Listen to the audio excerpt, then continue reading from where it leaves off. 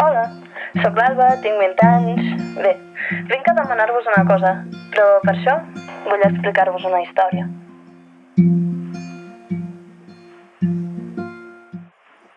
Hi havia una vegada un país molt llunyà que anomenaven Brasil. Durant l'última dictadura brasilera, del 1964 al 1985, anticomunista i on els propietaris de terres i els empresaris també desitjaven el control de la crisi econòmica, el grup indígena Guaraní Kaiowá van ser expulsats de les seves terres pels fazendeiros, grans terratinents i propietaris del gran capital internacional de l'agronegoci, sucre, soja i blat de moro. La democràcia s'instaura el 1985 i a poc amb els anys, els indígenes Guaraní Kaiowá diuen bé, ja ha passat la repressió i l'amagar-nos com rates i viure com el cul per poder sobreviure. Tornem cap a casa, no? I així, feliços, agafen les coses i tornen cap a casa. Però no tot és tan fàcil. Els fazenderos no són estúpids. Saben que s'han apropiat d'uns terrenys físics que ara ja els han tastat seus i abans que res els donaran diners per viure, com deia el deixador, de puta madre.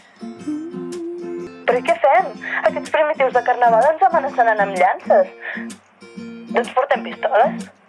I així, els fazenderos van contractar els jagunços, altrament coneguts com paramilitars. I quina és la seva feina? Massacrar. Massacrar. Massacrar.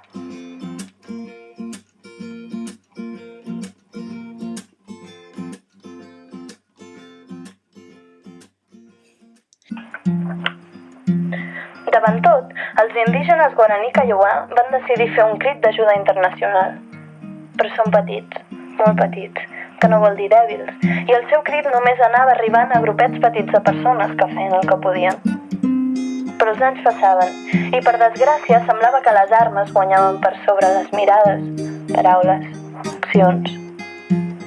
Els morts pujaven de número, tant pels atacs armats com per la lliure elecció de suïcidi per part dels Guaraní Kaiowá, al veure que res els hi anava a banda de no ser reprimits i assassinats per tercers. Persones que ni coneixien, ni estimaven, ni havien tingut una relació tan propera com per fer-los pensar que potser s'ho mereixien. Els més actius del Guaraní Kaiowá, els que no perdien l'esperança, seguien fent esforços per arribar a l'exterior. Però són petits, molt petits, i a poc el màxim que han aconseguit és que es creï una comissió d'observadors internacionals, per tal de acompanyar-los en l'acció de recuperar els seus hàbitats de vida, donar-los suport físic i moral i donar fam físic als gajunços, qui segueixen disparant o amb una vena als ulls o per simple plaer. Però posem èmfasi, són petits, molt petits, i les seves veus han arribat a un màxim de 20 persones que estan disposades a fer aquesta acció. A tot això, aquestes 20 persones internacionals, occidentals, són tots brasilers, excepte un estranger. I aquest estranger és en Dídac, un amic meu, un noi català de Barberà del Vallès que va marxar aquest agost a Brasil per fer un Erasmus d'un any de durada. Tot hippie ell, però sempre somrient i un amor de persona, amb un coco desbordant i sobretot amb un cor més gran que qualsevol pinyol. I en Dídac es troba entre ells, volent canviar una mica cap a bé al món. Amb aquesta vintena d'occidentals brasilers, el 21 de desembre van marxar cap a Tauquara, a l'estat de Mato Grosso do Sul, prop de Paraguai, per arribar-hi el dia 22. El procés dura des del 22 de desembre fins al 5 de gener. No tenen comunicació amb ningú, no tenen aliments, habitatge, condicions ambientals ni sanitàries. I, evidentment, ni llum, ni internet, ni mòbil, ni WhatsApp.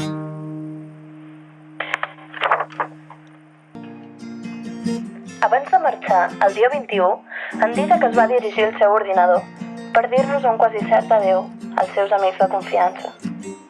I suposo que familiars d'altra manera.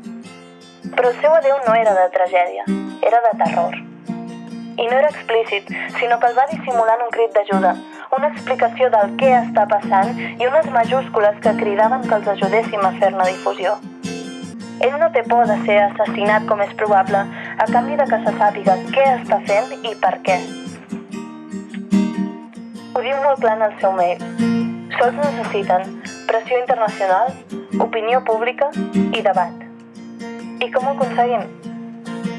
amb un clic.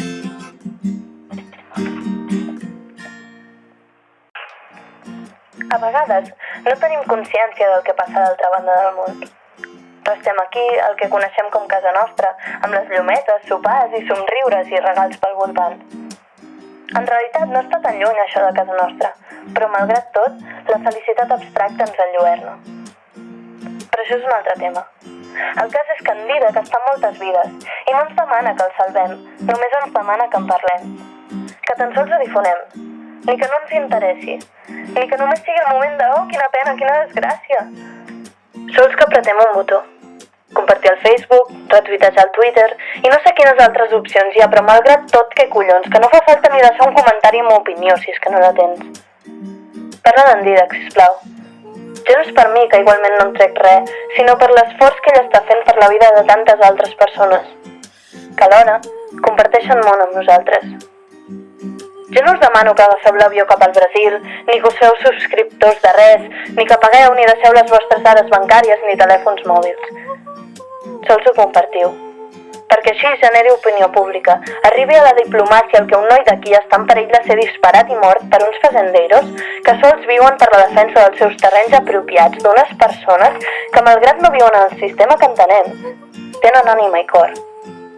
I així farem pressió al Brasil, que es veurà forçat a donar explicacions i deixar de recolzar els terratinents, que fan de pistolers ells mateixos. Els fazendeiros estan vigilant el procés i tenen por que s'internacionalitzi. Així acaba el correu d'en Dídac. I jo us demano, sisplau, parlem d'ell.